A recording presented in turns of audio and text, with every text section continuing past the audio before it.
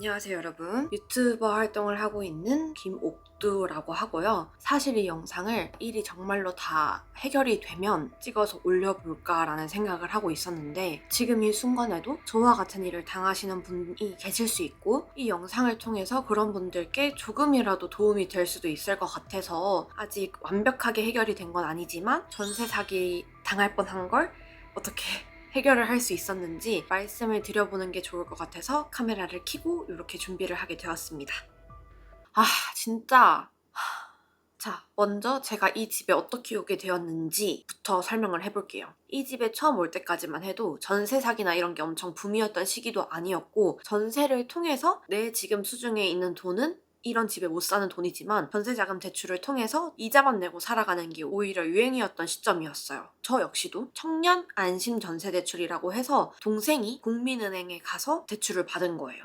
이 집이 그래서 전세금은 2억 8,800에 월세나 이런 건 뭐 따로 없이 이자를 부담하면 되는 거였는데 이 집이 원래는 금리가 한 3%대였어서 75만 원에서 80만 원 정도 나왔던 것 같아요. 그래가지고 사실 둘이서 그 정도 살면은 월세로 가는 것보다 싸기도 싸고 이런 컨디션의 집을 그 가격에는 못 구하는 거였어서 되게 만족하면서 살고 있다가 일단 제가 회사가 목동으로 정해지기도 했고 무엇보다 금리가 너무 많이 올랐어요. 나 진짜 깜짝 놀랐잖아요. 3%였던 금리가 5%가 되면서 저희는 애초에 빌린 금액이 많다 보니까 달에 120씩 나가는 거예요. 어떻게든 이사 가야지 하고 감당을 하고 있는 상황이었는데 조금이라도 빨리 나가고 싶은 마음에 7월 달에 말씀을 드렸어요. 계약은 만료를 할 거고 집을 더 빨리 구하게 되고 세입자가 들어오게 되면 혹시 저희가 더 먼저 나갈 수 있을지도 확인을 했는데 새로 오겠다는 분이 없었어요. 일단 왜냐면 집주인분께서 지금은 전세 사기 때문에 전세를 많이 하시는 분들도 없는데 2억 8,800이라는 금액을 낮추지 않고 계속 내놓으시는 거예요. 저희는 그때부터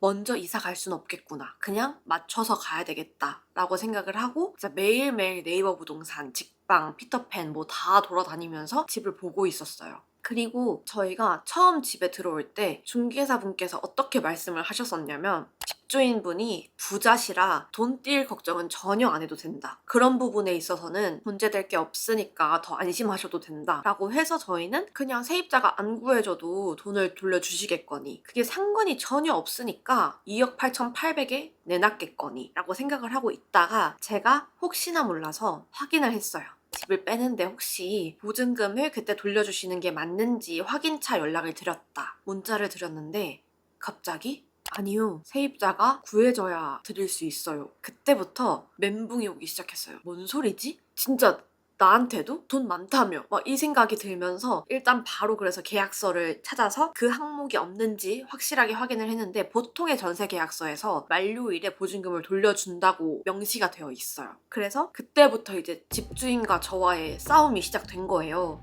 그래서 처음에는 저한테 뭐라고 말씀을 하셨냐면 이 전세 대출이 100% 전세 대출이 아니거든요. 아마 80%인가 90%를 받았어요. 그러니까 근데 지금 이사를 간다 해도 저희가 세입자가 들어와야지 이렇게 나머지 돈을 저희가 해서 드릴 수 있거든요.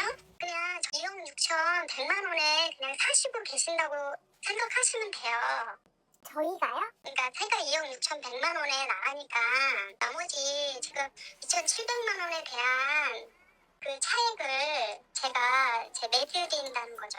네, 그죠. 2,700만 원에 대한 건 저희한테 돌려주시는 건데. 아니, 돌려주는 게 아니라. 네네. 그 차익을 지금 드리는 게 아니라 2억 8,800에 어차피 연장해 주셔야 되잖아요. 이렇게 나오는 거예요, 저한테. 그래서 제가 설명을 다 했어요. 연장을 이제 저희가 반드시 해야 되는 게 아니잖아요. 저희는 계약 만료하겠다고 말씀을 드렸었고. 근데 지금 집이 안 나가서 연장을 해야 될 수밖에 없는 상황인 거면 그 연장에 대한 이자는 저희의 책임이 아닌 거잖아요. 그러면 전체에 대한 거를 저희한테 이자를 내달라는 거죠?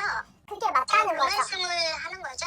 네, 그게 맞죠. 왜냐면 계약서 상에서도 계약 만료할 때 돌려주신다고 계약서에 명시가 되어 있잖아요. 네. 근데 그런 부분에 있어서 저희가 그 집에 살 것도 아니고 저희는 나갈 건데 그 이자를 저희가 부담하는 게 사실은 말이 안 되잖아요.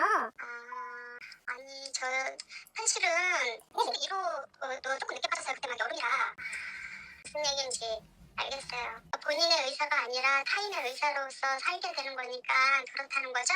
네, 맞습니다. 아, 그러세요? 네. 그러면 전체 이자가 얼마예요? 제가 직전 2개월의 이자를 확실히 캡처를 해서 120씩 나가고 있습니다를 보내줬어요. 그랬더니 50%만 부담을 같이 하면 안 되겠네요. 집이 나갈 때까지. 전체를 부담해 줄 순 없을 것 같대요. 진짜 어이가 없는데, 근데 사실 저희도 이때 집을 확실하게 구한 것도 아니었고 집을 조금 더 기다려 볼까 하는 그런 타이밍이긴 했어요. 아, 일단 알겠습니다. 계약이 연장되고 이 집에서 살게 되면 50% 50%씩 부담하는 걸로 합시다. 탕탕탕 하고 해결이 된 것 같았는데 집주인분이 뭔가 좀 확실하게 말씀을 하시는 게 없는 거예요. 정확히 보증금을 돌려주겠다가 아니라 돌려주려고 노력해보겠다라고 얘기를 하고 되게 당당한 거예요. 언제 한번 느꼈냐면 2번째 전화통화 때 다시 느꼈어요. 사실 첫 번째 통화 때도 집이 안 구해졌지만 만약에 저희가 계약 만료 때 집을 구하게 되면 그땐 다시 연락을 해보자 하고 마무리를 했던 건데 마침 좀 괜찮은 집이 하나가 나온 거예요. 그 집을 보고 제가 다시 또 전화를 때렸어요. 저희가 아무래도 집을 계약해야 될 것 같은데 이 보증금에 대해서 한번 얘기를 나눠봐야 될 것 같아요 하니까 그쪽에서 펄쩍 뛰는 거예요. 이제 자기도 주고 싶다, 자기도 너무 주고 싶은데 자기도 지금 뭐 파산 직전이다, 어떻게든 주고 싶은데 돈이 없고 요즘 세상에 그 큰 돈을 다 가지고 있는 사람이 어딨냐라고 얘기를 하는 거예요. 그 돈이 없었으면 집주인을 하지 말았어야지. 그리고 내가 자기 돈 달라고 하는 것도 아니고 내가 맡긴 내 돈 달라고 하는 건데 왜 이 소리를 들어야 하는지도 모르겠고. 그래서 근데 저희가 드린 돈이고 주기로 약속이 되어 있는 돈 아니냐, 그럼 마련을 하셨어야 되는 거라고 생각한다. 그리고 시장에 대한 그런 분석도 안 하시고 내놓으신 거니까 당연히 우리 돈은 돌려줄 돈이 있어서 그랬겠거니 기다리시겠거니라고 생각했다 했더니 아 그러니까요 하시면서 자기가 몰랐다 뭐 이런 식으로 얘기하다가 저희가 몰랐던 게 아닌데 왜 저희가 그 책임을 같이 져드려야 하냐 이렇게 하니까 그쪽에서도 바로 뭐라고 하냐면 아, 근데 젊은 사람이라 좀 다르네요 라고 말씀을 하시면서 덕분에 좀 좋은 경험 하는 것 같다, 새로운 경험 하는 것 같다 이러는 거예요, 저한테. 그러니까 젊은 사람이 왜 이렇게 싹바가지가 없냐는 소리를 상당히 돌려서 표현을 하신 거죠. 거기에 저도 이제 뚜껑이 열려서 아, 호락호락하게 당해주면 안 되는 분이구나. 이분 답이 없다 라고 생각을 하던 중에 일단 죄송하고 너무 죄송하다 자꾸 죄송하다고만 하시길래 아 일단 죄송한 건 알겠고 사실은 원래 모든 금액을 못 돌려주겠다고 했어요. 근데 제가 어차피 저희도 계약을 하려면 계약금이 필요한 상황에서 이자 나가는 부분 제외하고 나머지 금액이라도 빨리 주셔야 될 것 같다 라고 하니까 10월 말까지 드리겠대요. 그래서 아 일단 오케이. 그리고 이렇게 계약이 연장되는 건 2달까지만인 것 같다. 제가 처음엔 그랬어요. 1달까지는 저희가 같이 부담해드리겠다고. 근데 1달이라고 정하지 말아달래요. 2달까지만 봐달래요. 그래서 알겠다. 어차피 집이 지금 구한 게 아니니까 2달까지는 같이 살면서 저희도 집을 찾아보는 걸로 하고 이렇게 정리가 된 거예요. 그러고 이거 참 이 2달 안에 드려보겠다는 것도 사실 그때는 전화를 혼자서 했어서 녹음을 한 것도 아니었고 좀 확실하게 못을 박을 필요가 있겠다라는 생각이 들어서 다시 한번 문자로 소통을 이어나갔어요. 근데 여기서 또 2달 안에 드려보려고 노력은 하는데 세입자가 안 구해지면 못 드린다라고 얘기를 바꾸는 거예요. 제가 정확하게 물어보니까 그때부터 막 전화도 잘 안 받고 문자도 확인이 너무 늦고 항상 빨리빨리 확인하시던 분이 그래서 아 이분은 이렇게 말로써 될 게 아니다. 법으로 가야 되는 방법을 내가 찾아봐야 되겠다 라는 생각이 들면서 제가 준비를 하기 시작했어요. 자, 여러분이 하셔야 될 거는 최소 2개월, 가능하면 한 4개월 전부터 집을 뺄 것이다 라는 걸 문자로 남겨두셔야 돼요, 여러분. 통화 웬만하면 그냥 하지 마세요. 더 확실한 방법은 우체국에 내용 증명을 보내는 건데 그냥 문자가 제일 편하고요. 집주인이 확인했다는 그런 답장이 있는 게 제일 좋습니다. 그러니까 첫 번째, 꼭 사전에 미리 계약 만료 의사를 표명을 할 것. 2번째, 이렇게 집주인이 못 준다고 했을 때는 여러분 바로 임차권 등기 명령 신청을 알아보셔야 돼요.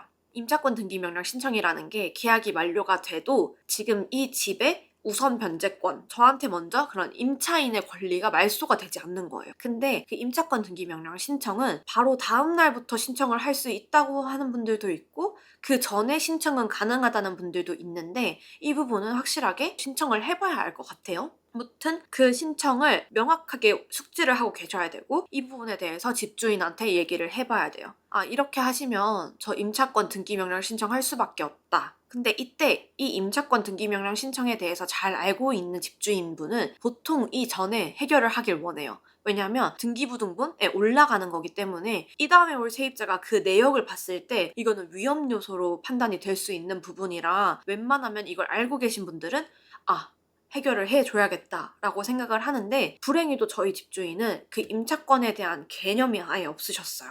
그러니까 저한테 배째라는 식으로 나온 거예요. 그래서 저는 어떤 방법을 썼냐면 세 번째, 바로 그냥 법적으로 가겠다. 못을 박았어요. 당신이 나한테 이렇게 말했던 부분 이게 틀렸고 언제까지 답장 없으시면 그냥 바로 변호사 만나서 모든 일 해결하겠다. 그러니까 답장이 바로 오대요. 여러분 진짜 웬만하면 다 문자로 남겨주세요. 이렇게 전세금 드리려고 자기 사는 집도 팔려고 내놨다. 2달 기간에 맞추어서 드릴 수 있게 하겠다. 나머지 2,880만 원은 11월 8일에 맞추어서 드리겠다.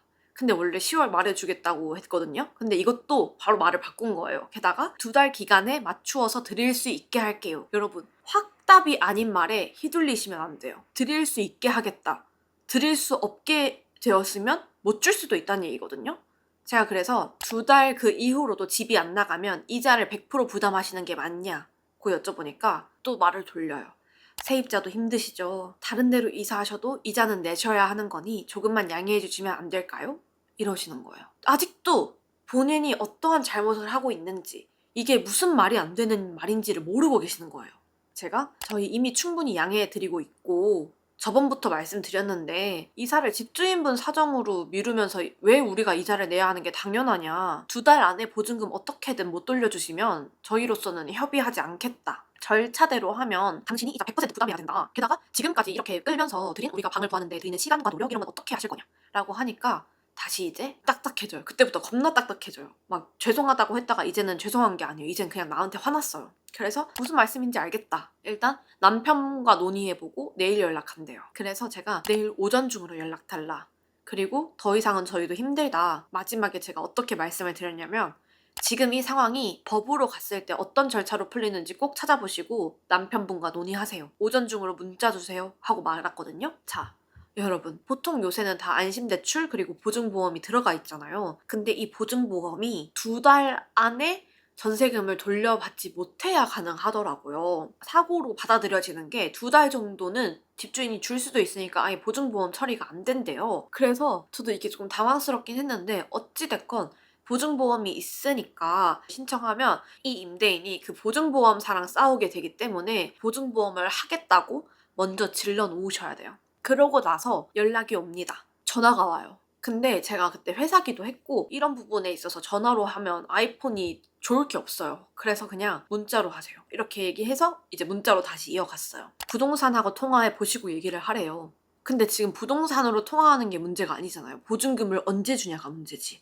그래서 제가 죄송한데 저희는 보증금에 대해 이야기를 나누는 게 먼저다 라고 하니까 그쪽에서는 또 다시 아니 집을 보여주시고 들어온다면 빼서 나가면 되죠. 앞으로 들어올 아직 존재하지도 않는 세입자와 날짜를 절충해보면 될 것 같대요. 그래서 그건 당연하다. 근데 그 날짜 절충이라는 게 12월 말에 안 돼서 1월 말까지 넘어가면 어쩌실 거냐고 하니까 또 전화가 와요. 바로 그냥 끊고 문자로 하세요. 또다시 자꾸 부동산 사장님이랑 연락을 하래요. 이 사람은 계속 옷을 박는 걸 피하고 싶어 해요. 그래서 이건 부동산 사장님이랑 말한다고 해결될 일 아니다. 하니까 그렇게 안 하려고 한다. 라고 그냥 아무런 설명도 없이 그렇게 안 하려고 한다. 그래서 뭘 어떻게 그렇게 안 하려는 건지를 얘기를 해야 되잖아요. 그래서 어떻게 하시겠다는 건지 확실히 말씀 주세요. 라고 했더니 자기도 은행에 알아보고 있고 집주인 전세대출이 있다고 하니까 여기서라도 받아서 빼드릴 수 있게 해야죠. 그거면 되겠죠? 라는 거예요. 진짜 여러분.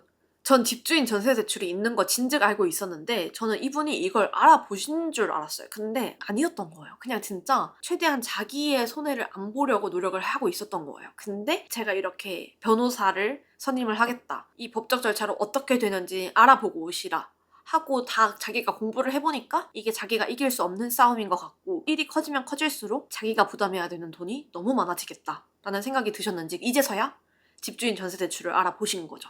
일단 여러분도 혹시 집주인이 돈이 없다 그러면 대출을 받아서라도 저희한테 주셔야죠 라고도 하세요. 집주인 전세 대출이 따로 있으니까. 무튼 그래서 아예 정리를 싹 해버렸어요. 그 소송하는 것처럼 항목별로 뭐 첫 번째 계약 만료 후 임대인의 책임으로 계약이 연장된 부분에 있어서 임대인은 임차인의 전세 대출 이자의 총 50%를 부담한다.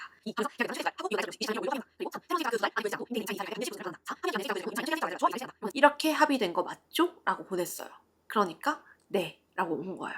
저는 이때부터 긴장이 다 풀리기 시작했어요. 정말. 왜냐면 이렇게까지 증거를 다 만들어 놨기 때문에 행여나 이 사람이 돈을 안 주더라도 소송으로 가면 무조건 더욱더 이길 수 있는 싸움이 되는 거니까. 저는 지금 이런 방식으로 해결을 해서 12월에 이사 갈 수 있는 좋은 집을 찾고 있고요. 정말 저 계속 이 논쟁이 시작될 때부터 매일매일 임차권 등기명령 신청과 대법원의 판례와 소송할 때 그런 비용과 뭐 이런 것들 다 알아보느라 진짜 진이 빠졌는데 여러분은 제가 정리해 드리는 걸 바탕으로 집주인에게 확실하게 어필을 해보시고 그래도 안 되면 진짜 무조건 법으로 가셔야 되는 거 그리고 문자로 무조건 증거를 남겨두시는 거 추천드립니다. 드리고 싶은 말씀이 하나 더 있다면 진짜 계약 만료 고지만 제대로 했다면 무조건 이기는 싸움이거든요. 진짜 무조건 이기는 싸움이니까 절대로 집주인과의 기싸움 이런 거에서 지지 마시고 절대로 믿어서도 안 돼요. 무조건 확실하게 못을 박아야 돼요. 그래서 언제 주냐? 줄 수 있는 거 맞냐? 가능하게 해드리겠다. 가능한 정확한 날짜를 말해. 이렇게 못을 박아야 돼요.